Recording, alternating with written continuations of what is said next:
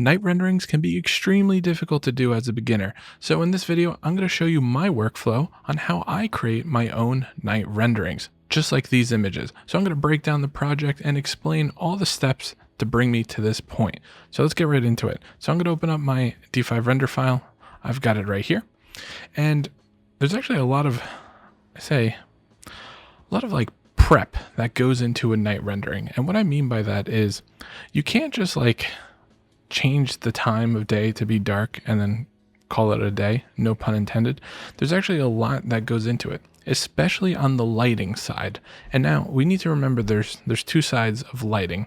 There's the artificial lighting that goes into a project, and these are like, these guys right here, these types of lights, as well as the parallax interiors, which are these guys.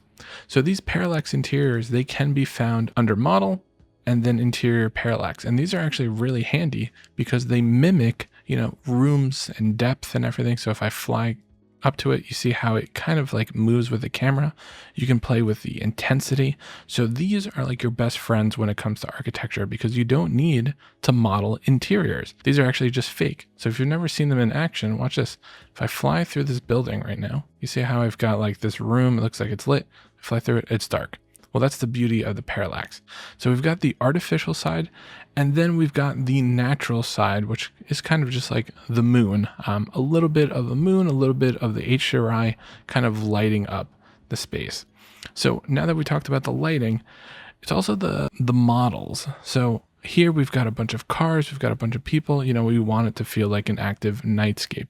And so with the cars, they're actually going to have lights that should be turned on. Make sure you go in and turn these on, especially if you are including cars. Otherwise, it's going to break the illusion that it's a rendering, right? So we've got the lighting down. We've got the understanding of the models. Now we got to talk a little bit about the overall environment settings, okay? So in my opinion, I usually always go with HDRI. You could go with the dynamic sun and day-night system. So the problem I find with the dynamic night system is I feel like it doesn't give me enough lighting to really bring out the project. If you compare it to the HDRI right here, you see how it's like an overall image is not super dark, but with the night image, if I start using the custom, I kind of need to crank everything really, really high, and I just feel like I'm not getting the same light. Even if I were to play with the exposure and everything, I just feel like I have to do a lot of tweaking, and then it just doesn't look super real. So what I found, and this will save you a lot of time, you can actually kind of shortcut how you make a night rendering using the AI Atmosphere tool. So what's nice about the AI Atmosphere tool is you actually upload an image, and then it'll take that image's HDRI and then apply it here. So this is one that came from an image. So where do you get these images from? You can literally download any night image, you can generate them using AI. That's actually what I did in this situation. So watch this, show you how that works. I'll go over here, AI Atmosphere Match, snap current view, and then you could choose something from their library, but I'm just going to choose the image I used, and I'll show you an example. It was just this, which is a simple scene. I'm going to hit generate, and it's going to apply. This was using the same image before, so we're not going to see too much of a difference, but that's where I'm getting a lot of this color correction and the HDRI. And I feel like it feels almost like it's cheating because it's so quick, because to do the manual setup can take a long time. So I'm glad that this is here. There are HDRIs that you could use that are built into D5 that could achieve a similar look, and I'll show you that in just a second. But this, I feel like, why not?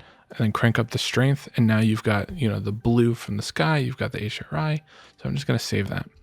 If you don't want to do it this way, you could just go here to default, and you'd have to use something like this, but there is no like dark or nighttime, because like the whole point of the HDRI is to get light, and if it's night, you're not going to get any light. So I typically go like 70 or 80% nighttime. I don't go like 100% dark, because then it's, that weird look we were getting here before, right? Like, I don't like this look. I'd much prefer something like this that I can play with in post. So now that I've got this here, a lot of it comes down to tuning and tweaking the lighting. So once I've got my camera positions, I'll go in and I'll start playing with all the parallaxes to make sure they're bright enough. I'll crank the overall lighting, and this will crank the artificial lights. You can see that. So once I do that, then I'll see if it affects the rendering in a positive way. So let me turn back the architecture, and like I do like the parallaxes here, and I could totally add more here. You know, again, I'm just showing you an example. So once all that's in place, I've got my lights and everything, and my scene is 100% dark. I render it out, okay? And then once it's rendered out, I go over to the AI post-processor, okay? And here is an example of the before and after of that view. So the default looked pretty good, right?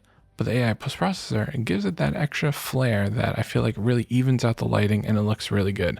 And so the settings I used here, I used style transfer from reference. That was that nighttime image I generated mid-journey that I showed you before for the AI atmosphere match. I used that, and then I did a 0.2 style transfer weight, and then a structure matching weight of 1. And that's this guy right here. So that you could use this as well, but I feel like it adds too many fireflies. So I just go here, I grab that mid-journey image. And again, this could be any image from the internet, and you could do 0.2 and 1. You can play with how much weight you want. Since this is 0.2, let's do 0.3 just for example here, just so you could see that.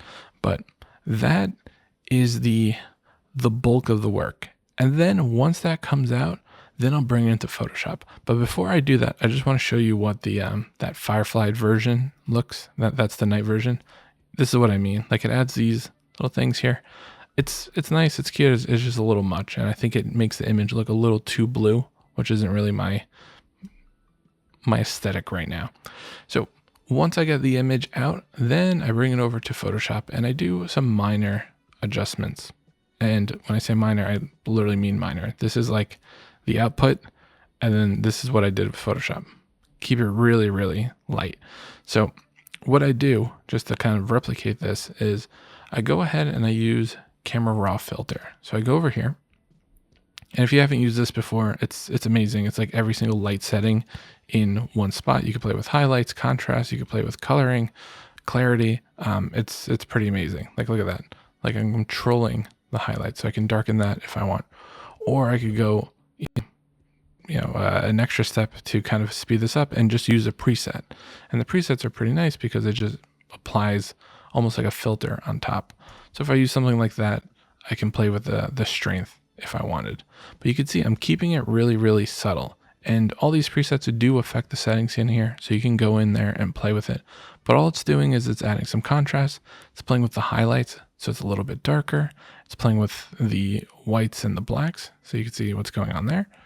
And I just want to massage it to the point where I've got the focus on my building here, and it seems like it's dark enough. That is like what I was talking about with bringing it 70% of the way. Like, I'm not going all the way. I'm just going a decent amount. So look at that.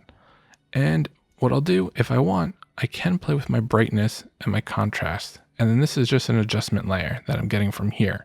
So you could do that, and you could play with this further if you want to tune the brightness. And then you could do the same thing with the color balance. Just go adjustments, color balance, and you can play with adding some more blue. So that, add a little bit of blue, not too much. That way you can fine tune it. But that's all it is. But none of this can happen unless you've got like a good model with the lighting applied. You need to have some sort of artificial lighting. I wouldn't worry too much about the actual natural light. Like, you saw what we did with the HDRI. Like, you can Photoshop a lot of this, and that's actually the cool part of this. It's like, use D5, bring it 80% of the way there, and then just do the rest in Photoshop. It doesn't take that much time. Like, look at that. So this was the 0.3, if you remember, 0.3 and 1. Like, use this tool. That's why it's in here. Like, it saves so much time. So anyways, I hope this helps. This, in my opinion, is like the fastest way to create a night rendering. Otherwise, it just takes too long. But if you have any questions about this workflow, leave a comment. I'll get back to you, and I'll see you in the next video.